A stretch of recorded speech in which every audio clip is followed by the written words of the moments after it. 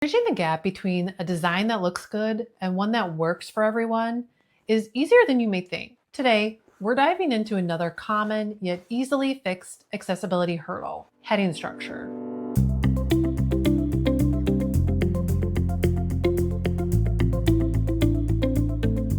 Hi, and welcome back to the channel. And if we haven't met before, I'm Nicole, owner of Access Design. Our focus is to help small to mid-sized businesses and web designers learn how to make all of their digital content more accessible in an easy to understand and quick to implement way. And our focus today is on heading structure. Now, in case you don't know what I'm talking about when I say heading structure, we're simply talking about creating a table of content for your web page. So we're establishing a title or heading 1 to tell everyone what the page is about, and then subsequent headings to break down each important section. Why does this matter? Well, for users with visual or cognitive disabilities, headings are more than just different text sizes and styles. They're a navigation tool. Screen reader users rely on headings to scan a page and then jump to the section they need. If your headings are out of order or just used for style, their ability to easily use your website is taken away. So let's go through 5 of the most common mistakes we find when auditing websites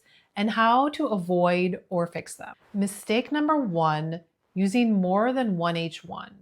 Your heading 1 or H1 should be the first thing on your page and is there to tell everyone what that page is about. Your H1 should match or be very similar to your page title and be supported by your SEO page description. This is the initial step to setting up your page structure and your SEO. There's literally nothing stopping you from adding more than one H1 to a page, but in practice, it's not a good idea. Give each page of your website a job, and the heading 1 is there to tell us what that job is. Mistake 2, skipping heading levels. Remember I said your heading structure is a table of context for your page? It literally is. One way to use a screen reader to navigate a web page is to pull up a list of headings for that one page. They can pull up a list of headings that will read to them the H1, H2, H3, and so on. That gives them an easy way to know what's on that page and find what they need. Let's compare this to reading a book. You start with chapter 1, then you move on to chapter 2, and then, wait, suddenly you're at chapter 4? What happened to chapter 3? You'd be confused, right? That is what a screen reader user experiences when you skip heading levels, which is often done for styling purposes, which leads us to the next mistake. Mistake 3, using headings to style your content. In most website builders, part of setting up your text is setting up the style and size of the text for each heading level, or you'll pick a font pack that does that for you. This is good because a secondary part of making headings more accessible is making them visually different, be that size, color, or the font family. But this is bad because it makes it super easy to just highlight that piece of text that you want to stand out and pick your heading 3 or 4 to style it. I'm guilty of doing this myself in the past because it's just so dang easy. But being easy for us to make pretty or look cool is not what the heading levels are for. It messes up navigation for people who can't visually see your content, but want to engage with it. If your website builder does not have alternate tools to style your body text, then you do have to use CSS to make it look how you want. Mistake 4, vague headings.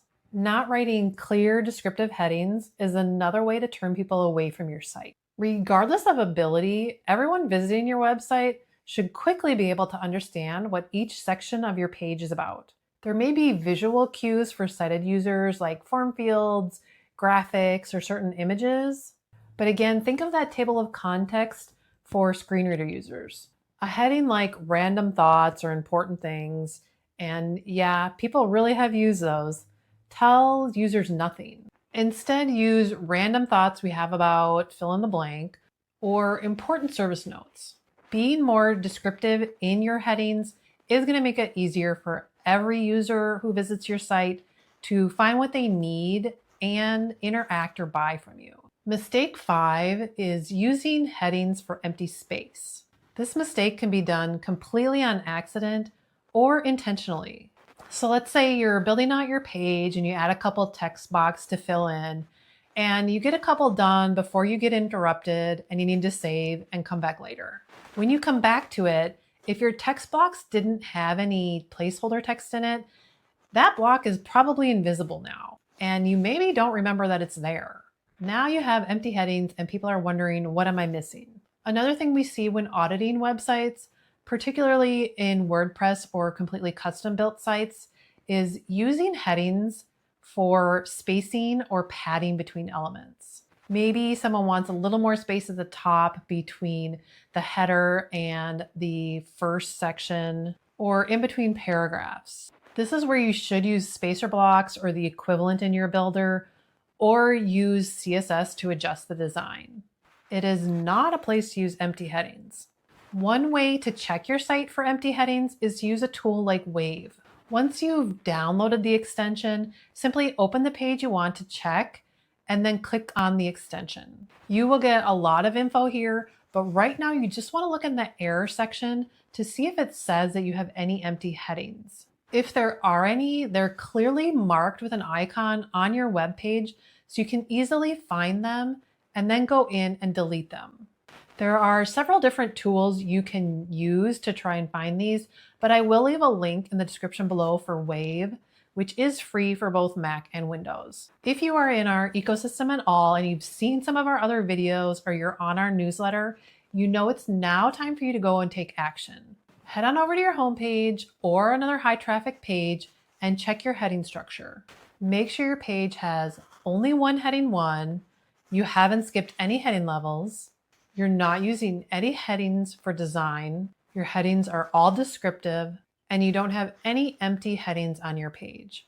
This is a judgment-free zone, so share in the comments below what you found. And if you found this video helpful, please give it a like and subscribe so we can help more people build an inclusive brand.